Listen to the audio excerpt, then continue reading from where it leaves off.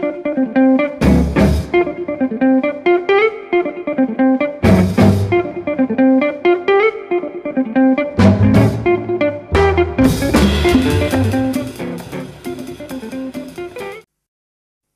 label is the argument of today, and these Black Bean Games.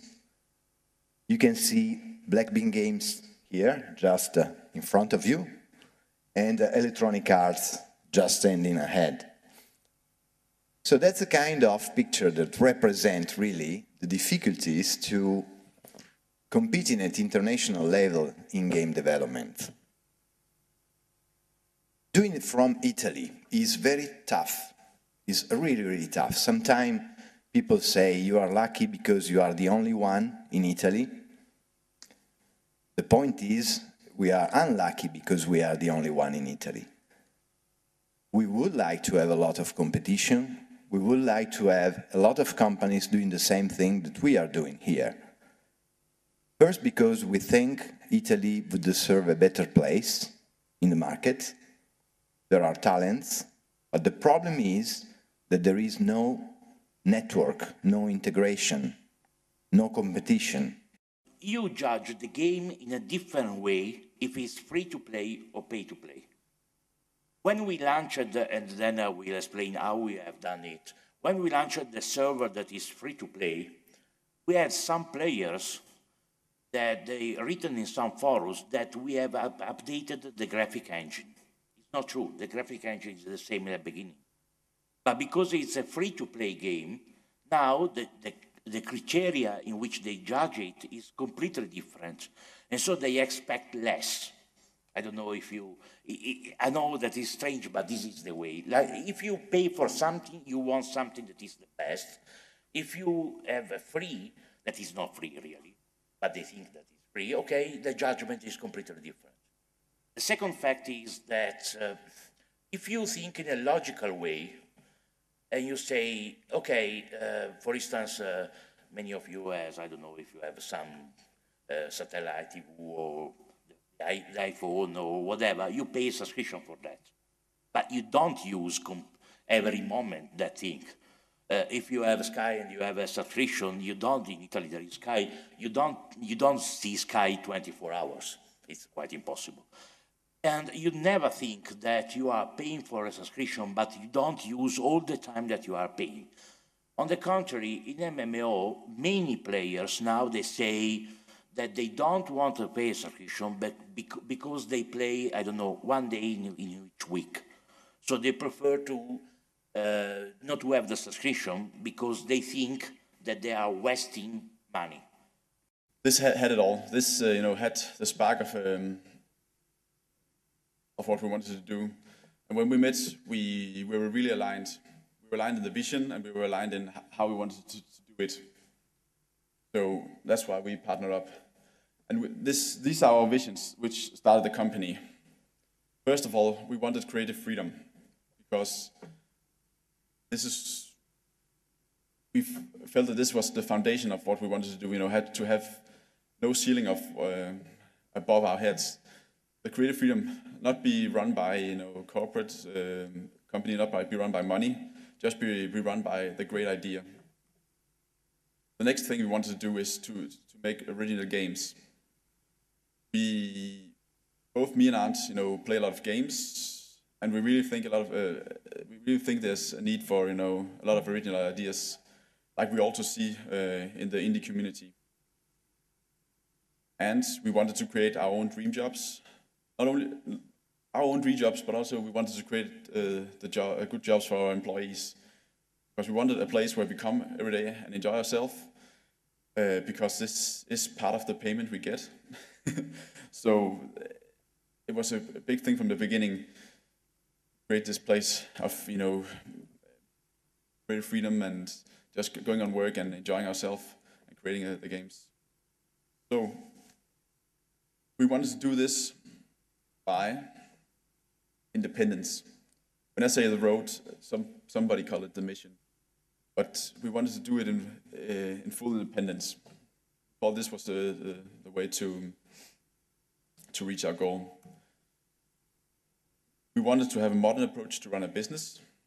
No, we want a flat management structure. Even though we know where we want, we didn't want a hierarchy. Once everybody we had working on the project was responsible and thinking for themselves. We want to have people taking risk. We want to go away from the zero risk culture of many companies. We really want people to explore and fail often, and thereby create success. And we want to iterate, which is really important part of games, an important part of our company. Because whenever we stop up, every day or every week and think about the business and think about the game. Because it's a common problem in the old management structures that you lay out a plan 1 or 2 years ahead and you try to follow it. The problem is that you get smarter. So what do you do when you get smarter? You have set a goal and a milestone, you have to reach it, so you just have to follow the plan. Sometimes stupid, sometimes the controls change and the P3 comes or PS4 comes, and you can't change it. There's a lot of things both in the production and in the business where you have to think. I really love this small proposal for the psychogeographic game of the week that was published in Potlatch. That was the first magazine published by the Situationist. I think that it can describe very well the utopia of this movement. A utopia that I think in video games it's near to be it's close to be realized. Depending on what you're looking for, choose a district, a city that is more or less densely populated, a street that is more or less animated. Build a house, furnish it, get the most out of its decoration and its surroundings. Choose the season of the year and the time of the day. Bring together the most suitable people, the records and the wines and spirits that are most appropriate. The illumination and the conversation will, of course, have to be suitable to the circumstances, like the climate or your memories. If you haven't made any mistakes in your calculation, the result should satisfy you. So this was a very radical program for a political act to rebuild reality, to rebuild a situation in which everybody could be the owner of its own world.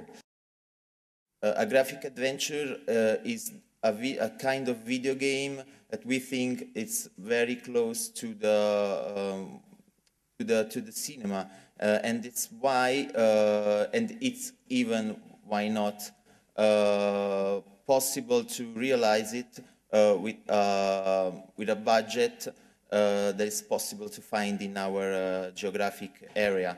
The southern Italy, of course, is an uncomfortable place, as I said before, and we are trying to use our resources at our best. Thanks to our artist cast, we think we are doing a good job. The scenes you've seen before, I think, are a good example of what Ethan is going to be in the short future. Probably it will come out in the second part of the 2011. Before we started developing Psy, we were working with games, with music for games. And somehow we were not satisfied the way we could work for it. So we thought, okay, what is it that the gaming industry or the game development is lacking? And we figured out that we need an intelligent system that is really specifically focused on the way music should behave in games. And that's why we had to make a decision. We had to make a decision on what kind of way we want to go. And here are 3 different approaches. One is the intelligent recombining of segments. So we have very little musical segments that can be rearranged and put together. The second is interactive mixing. Works really well when you have a game, let's say like Splinter Cell, where you are sneaking and you're getting closer to the enemy, then the music can react to that. The problem is, with interactive mixing, you have really hard restrictions because you have to be tonally on one level and the metron of the music, which is the time, has always to be the same. So you're very limited in the way you could express emotions or different types of tonalities or what else.